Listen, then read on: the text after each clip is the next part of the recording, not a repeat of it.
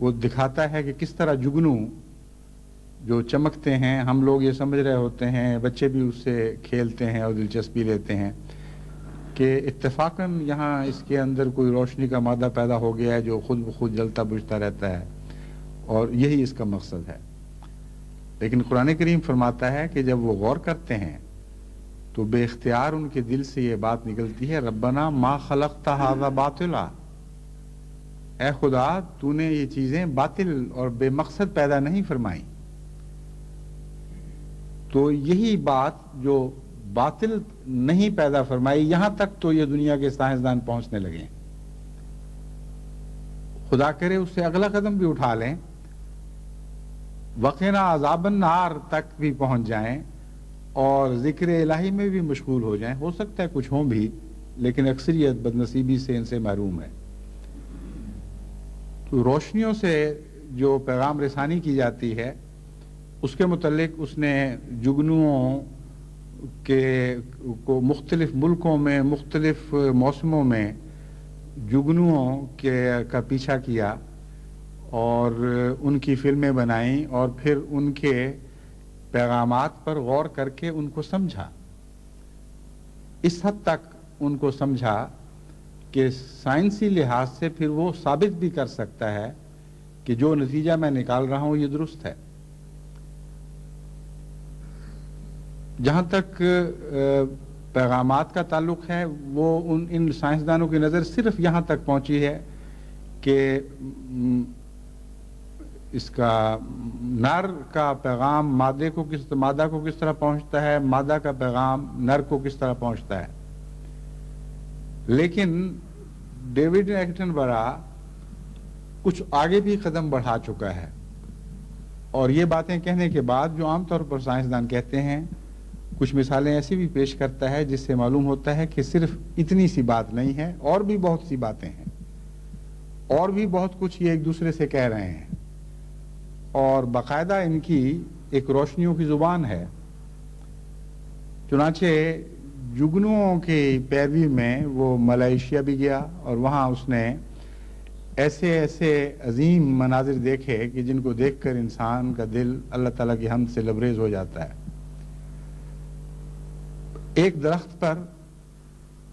لکھوکھا، بہت بڑے درخت پر لکھوکھا جگنو بھی ہو سکتے ہیں، اتنے کہ یوں معلوم ہوتا ہے کہ پتے پتے پر ایک جگنو ہے، اور وہ سارے کے سارے ایک ہم آہنگی کے ساتھ، جس طرح تال پر سر چلتے ہیں اس طرح ایک نغمگی کے ساتھ اکٹھے بجھتے ہیں اور اکٹھے جلتے ہیں، اور ان کے درمیان کوئی فرق نہیں، جیسے ایک دل دھڑک رہا ہو، جیسے نبض چلتی ہو، اس طرح وہ سارے ایک دم جلتے ہیں اور ایک دم بجھتے ہیں۔ وہ کہتا ہے کہ عجیب بات ہے کہ ہم نے امریکہ میں بھی دیکھے، وہاں اکیلے اکیلے جگنو چمکتے بجھتے دیکھے، لیکن یہ عجیب کائنات ہے خدا کی کہ ان سب نے ایک دوسرے سے ہم آہنگی سیکھ لی ہے۔ اور پھر اس نے مزید جب ان پر غور کیا تو اس نے یہ بات معلوم کی کہ نر جب چمکنے کے ذریعے مادہ کو پیغام بھیجتا ہے، اگر مادہ اس کا جواب دینا چاہے اور اپنی طرف بلانا چاہے تو یوں ہی اتفاقاً ایک طبی رد عمل کے طور پر وہ نہیں چمکے گی، بلکہ بین ہی 2 سیکنڈ انتظار کے بعد آدھے سیکنڈ کے لیے چمکے گی، جس کا مطلب یہ ہے کہ ہاں میں تیار ہوں تم سے تعلق قائم کرنے کے لیے، میری طرف آ جاؤ۔ چنانچہ اس نے روشنی سے یعنی ٹارچ کے ذریعے یہ کر کے دکھایا۔ جب جگنو چمکے تو اس کے پورے 2 سیکنڈ کے بعد اس نے ہاتھ پر تھوڑی سی ٹارچ روشن کی اور آدھا سیکنڈ صرف روشن کی، اور اڑتا ہوا ایک جگنو وہاں پہنچ گیا۔ لیکن یہ جو اتنی سی بات اس نے حاصل کی ہے، اس کے لیے سال ہا سال کی اس کو محنت کرنا پڑی ہوگی، غور کرنا پڑا ہوگا، اور ایک چھوٹا سا علم اس کو حاصل ہو گیا جس کو اس نے سائنسی طور پر ثابت بھی کر دیا۔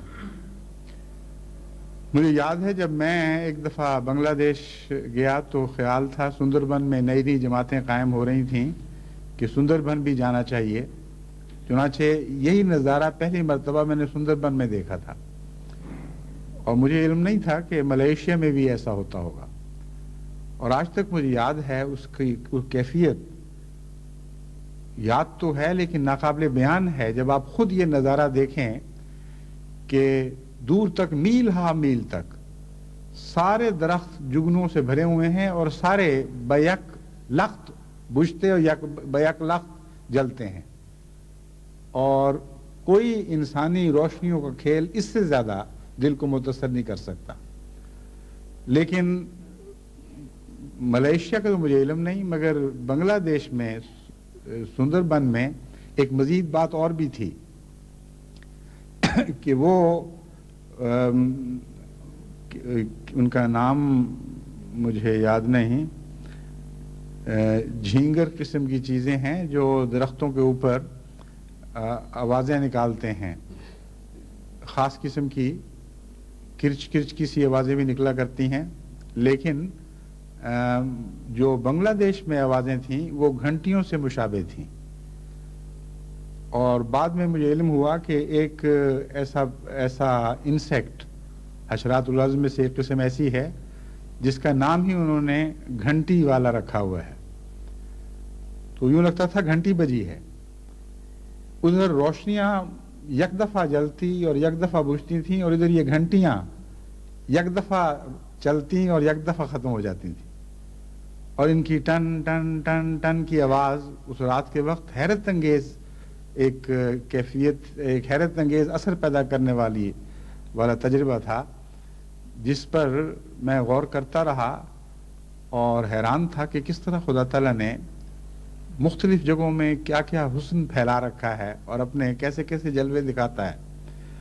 اور اس کو کوئی پرواہ نہیں کہ باہر سے دنیا آتی ہے، دیکھتی ہے، نہیں دیکھتی، ان لوگوں کو بھی کچھ سمجھ آتی ہے کہ نہیں آتی. مگر وہ سارے جگنو ایک دم کیوں جلتے تھے اور ایک دم کیوں بجھتے تھے؟ اگر مادہ کی تلاش تھی تو عام طور پر جانوروں میں یہ رجحان پایا جاتا ہے کہ مادہ کے لیے وہ الگ ہو کر باقیوں سے بچ کر ایسے اشارے دیتے ہیں تاکہ دوسرے رقیب نہ ان کے پہنچ جائیں. مگر وہاں یہ نظارہ نہیں تھا. بس ڈیوڈ ایٹنبرا کی فلم میں جب میں نے دیکھا تو مجھے وہ یاد آ گیا. یہ ایک طریق ہے تسبیح کا.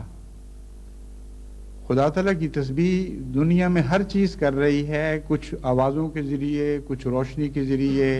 کچھ سجدہ ریز ہو کر، کچھ لہکتے ہوئے. ہزارہا مخلوقات کی قسمیں یا انگنت کہنا چاہیے اور ہزارہا تسبیح کی قسمیں یا انگنت کہنا چاہیے دنیا میں موجود ہیں. لیکن ہم غافل آنکھوں سے ان کو دیکھ کر گزر جاتے ہیں اور معلوم نہیں ہوتا